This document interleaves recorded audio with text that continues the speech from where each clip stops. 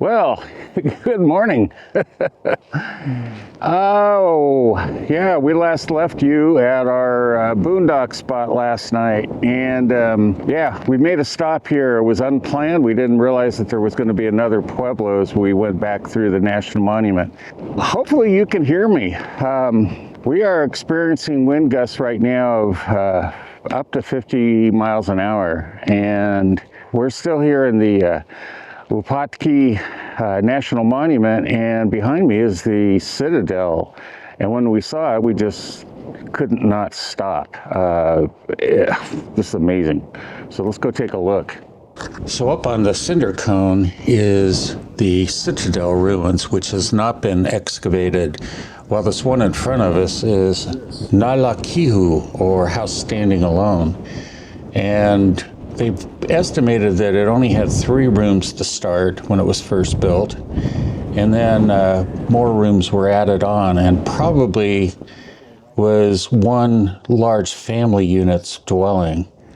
And you'll notice here the basaltic rocks into the walls. Apparently that's only found in this particular area. But this ruins here, or both of the ruins actually, are dated to about the same time, which is the late 1100s. So just like Wupatki, it's been around at least 1,200 years, although the Wupatki Pueblo was probably even longer than that. So let's head on up to the Citadel. And it'll be pretty obvious that it has not been excavated. Yeah, so up here, you can see all the basaltic rock, and then you can see it up in the walls up there. All right, so it's not quite as windy right here. I guess the hill is protecting us, but anyway, we're gonna head up the hill here. This is great. I mean, there's actually another Pueblo as well that I don't know if we'll stop there or not. These are all unexpected stops, a lot of them yesterday and then today so far, so we'll see. All right.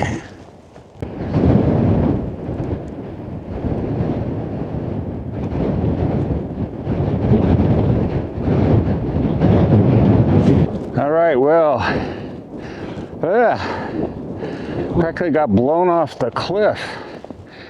Anyway, this is the top. Look at that gorgeous view. Oh, man. I'm gonna go around here and show you the crater.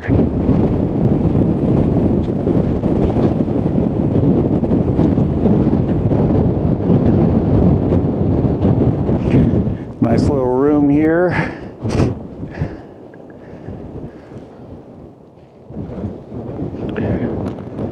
I can barely hold the camera still, it's so windy. Well, hopefully you can hear me, but just looking here on the bluff way out there, looks like another ruins on top of the mesa. So it's pretty cool. Heading down.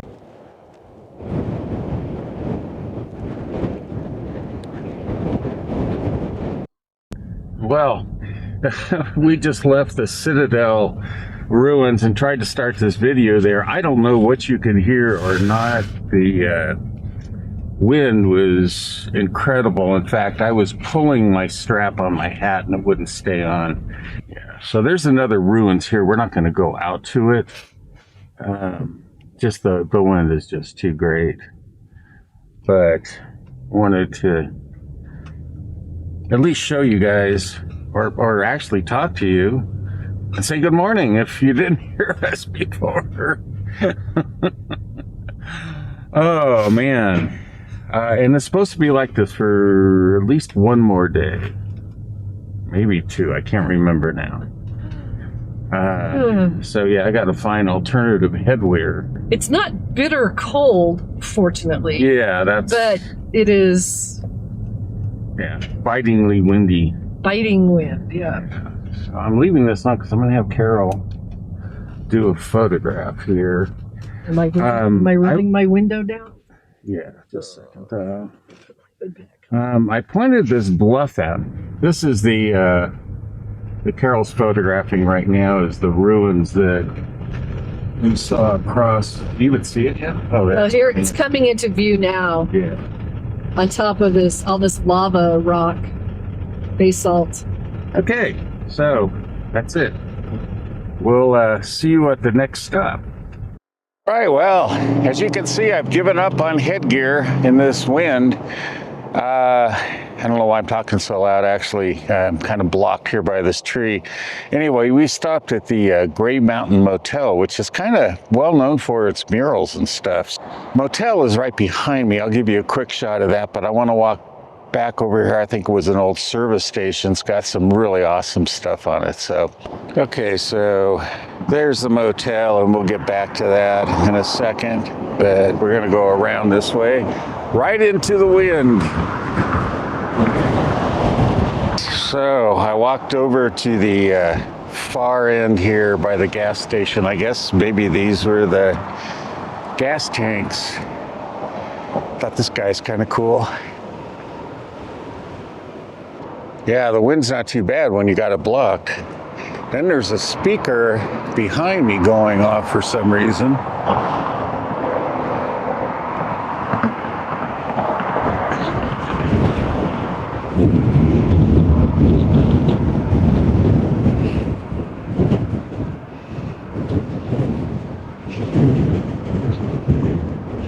Prices are now a patient's right.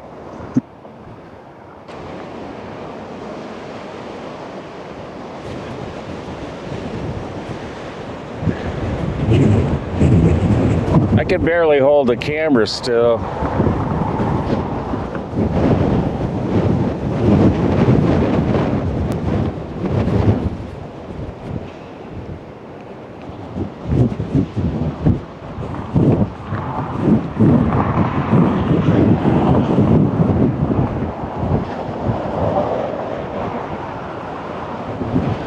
Looks like Carol's getting some info there.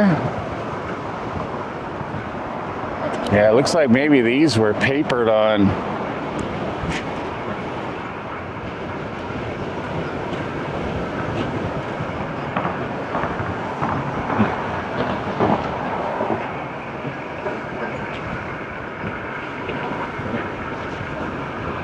Okay, this is on the end of the motel. Boy, look at all this stuff. Keith Haring-like, I guess, sort of.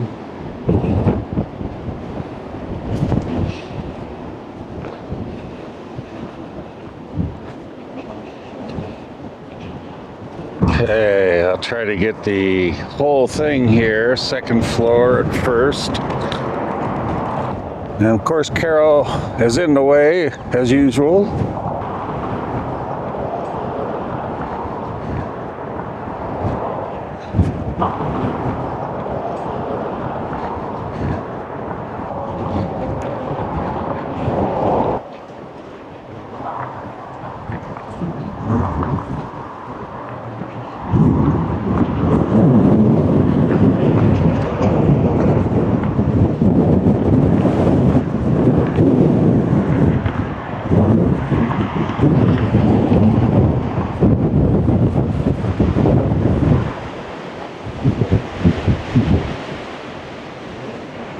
Okay. Yes, it's horrendously windy. I'm going back to the truck. I've had enough of this. Jeez. Well, we just left the Grey Motel, the artwork there, and it is an artist's installation, apparently. It's not just a random graffiti thing, although I think there's probably some random graffiti there. But Carol has been reading about it. It had one of those little QR codes or whatever they're called, and so she got some information she's going to share. Yeah, the artist is Jetsonorama, and the what he's done is worked with local water rights activists, and also it has to do with the Colorado Plateau and how the rights of Native Americans to water and to cleanup of the more than 500 uranium mines on their land has, largely gone ignored. And John will include the QR code so you can look it up and read on it yourself, because it's really quite involved, all the people that he contacted and worked with, geoscientists and activists as well. So, and I think I mentioned, if you could hear it, at one point when I walked, after I left the first view of the motel, before I actually did the murals and walked to the other end where the tanks were, that I heard noise coming out of a speaker, and it's because it is a multimedia presentation. So yeah, it had all those no trespassing signs, but I must just mean, people not breaking into the motel. I gotta believe they want you to go up and take a look at the murals and stuff. So kind of cool. This one we had marked, we had like 2 out of about 5 stops on this trip so far. So far today. Yeah, just outside of Page, and off in the distance there, you can see the Vermilion Cliffs area, which we'll be going to. Sort of headed that way. Oh, we are coming here. It's the Vermilion Cliffs, I believe, in front of us. Going to be going to Lees Ferry and hopefully a camp spot. Glen Canyon National Rec Area. Yeah. Which actually is what we're in when we're at Muley Point. Same thing. It's a huge rec area. All right. Just thought I'd give you guys a view. It's so gorgeous. It's gorgeous. Right. Let's crack the vent. We're here at our camp spot in Lees Ferry, and quite honestly, I think it's only like 11 o'clock. But we've set up, and we're not going anywhere. We're not going anywhere. I mean, this wind is just, in fact... Hey, you should show Trigger's face. Are you a happy camper, Trigger? He's not a very happy camper.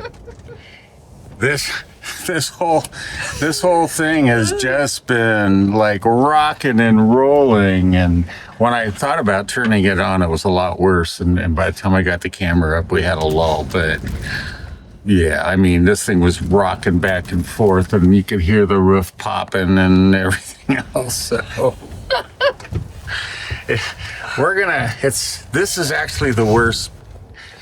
Looking at the wind map, it's like between 11 and 1 or something is supposed to be the worst. Not that it gets a lot better, but it's supposed to be the worst. So we'll see. But I think you can hear it. There it goes. Hear the popping of the roof. We listened to that all night too, yeah. By the way. Yeah. We've been in windstorms that were this big before, but probably not as constant. I mean, this has been almost 2 days now of this. It's like the saving grace of it is that it's not extremely cold. Yeah, right. It's all relative. Yeah. Cold in the wind, but... I have to go back out to put the tag on the post. Do you think that that's like vital right now? No. No. We're here, so... yeah. Okay. We'll see you later.